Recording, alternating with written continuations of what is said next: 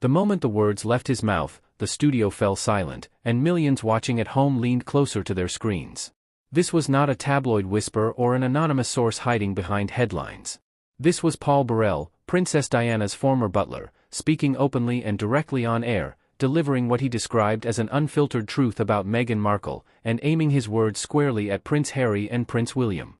What followed has reignited debates across the UK, the US, and beyond, raising uncomfortable questions about loyalty, trust, and the deep fractures within the royal family. If you found this report insightful, take a moment to reflect on how celebrity culture shapes health trends and why responsible conversation matters.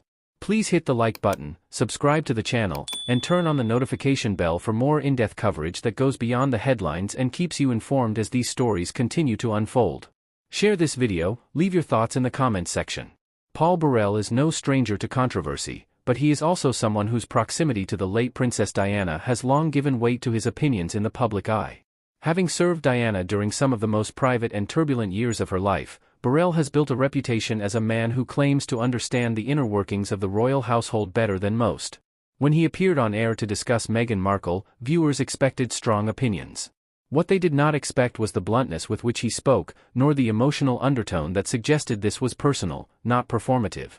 According to Burrell, his decision to speak out was driven by what he called a sense of duty, particularly toward Prince William and Prince Harry.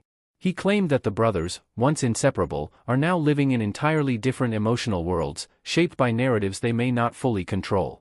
Burrell alleged that Meghan's influence on Harry was far deeper than the public realizes, describing it as transformative in ways that he believes have been damaging to Harry's relationship with his family. Throughout the interview, Burrell carefully framed his words as opinion rather than accusation, but the message was unmistakable. He suggested that Meghan presented different versions of herself depending on the audience, portraying warmth and vulnerability publicly while operating with a calculated determination behind closed doors. He emphasized that this was not about demonizing her, but about urging Harry and William to reflect on how events unfolded so rapidly after Meghan entered royal life. Burrell spoke at length about Prince Harry, describing him as emotionally exposed following years of unresolved grief over his mother's death. He suggested that Harry's longing for understanding and protection made him particularly susceptible to strong personalities. In Burrell's view, Meghan arrived at a moment when Harry was searching for purpose, and she filled that space decisively. He claimed that this dynamic, while powerful, also contributed to Harry's growing isolation from his brother and father. Turning to Prince William, Burrell's tone shifted noticeably. He described William as cautious, duty-bound, and instinctively protective of the institution he is destined to lead.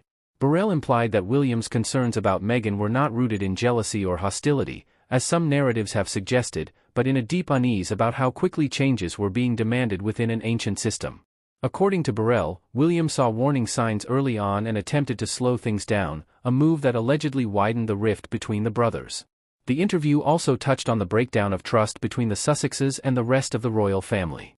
Burrell claimed that private conversations became public narratives, and that internal disagreements were reframed as evidence of cruelty or neglect. He argued that once trust was broken, it became almost impossible to repair, especially when every disagreement played out on a global stage. One of the most talked about moments came when Burrell addressed Meghan's public image versus her private interactions within royal circles, at least as he understands them through conversations and observations. He stressed that the royal family operates on discretion and long-established codes of behavior, and that clashes were inevitable when those norms were challenged so publicly. Burrell suggested that Meghan underestimated how deeply those traditions are tied to identity, particularly for senior royals. It is important to note that Meghan Markle has previously spoken openly about her struggles within the royal family, including feelings of isolation, intense media scrutiny, and lack of support.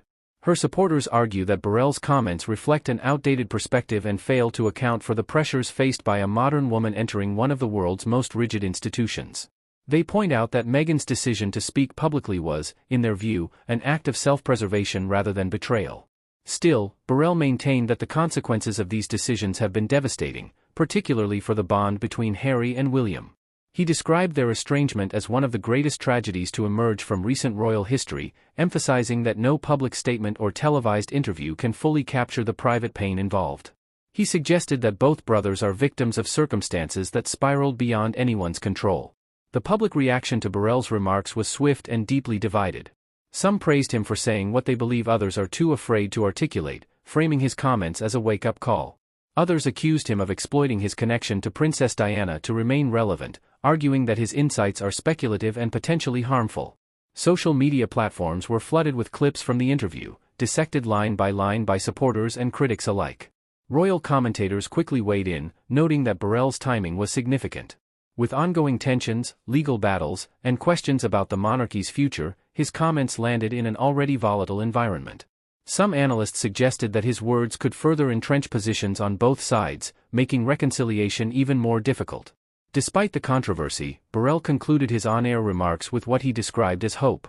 He said that beneath the anger and accusations, he believes there is still love between Harry and William, buried under layers of misunderstanding and hurt. He urged them to remember the bond forged in childhood, particularly during the loss of their mother, and to seek resolution away from cameras and commentators. As a news report, it is crucial to recognize that Paul Burrell's statements represent his personal perspective, not verified fact.